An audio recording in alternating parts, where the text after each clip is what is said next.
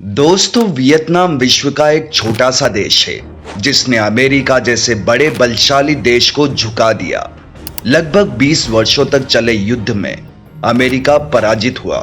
America पर विजय के बाद वियतनाम के राष्ट्राध्यक्ष से एक पत्रकार ने सवाल पूछा। जाहिर सी बात है कि सवाल यही होगा कि आप युद्ध कैसे जीते या अमेरिका को कैसे झुका दिया।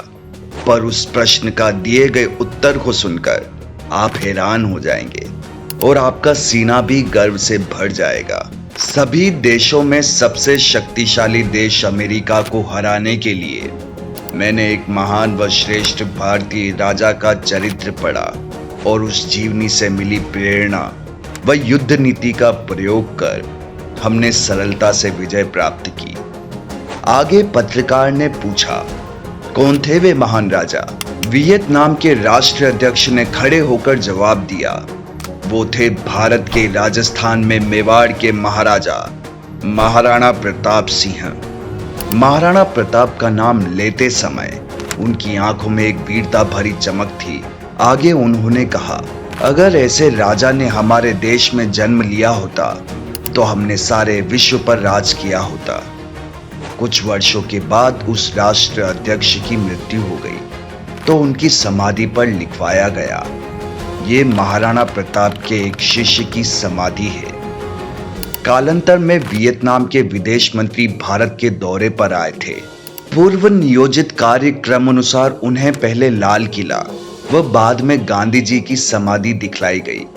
ये सब देखते हुए उन्होंने पूछा, मेवाड़ के महाराजा महाराणा प्रताप की समाधि कहाँ है?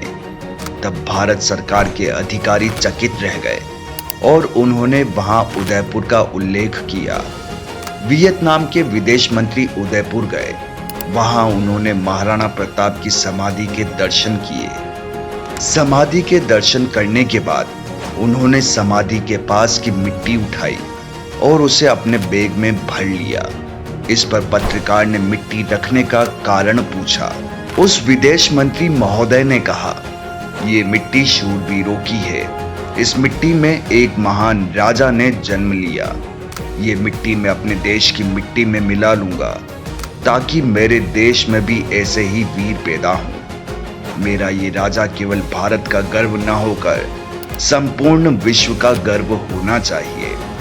दोस्तों, अगर वीडियो पसंद आया हो तो वीडियो को शेयर करना और चैनल को सब्सक्राइब करना ना भूलें और कमेंट बॉक्स में ज़रूर बताएं कि अगला वीडियो आप किस टॉपिक पर चाहते हैं।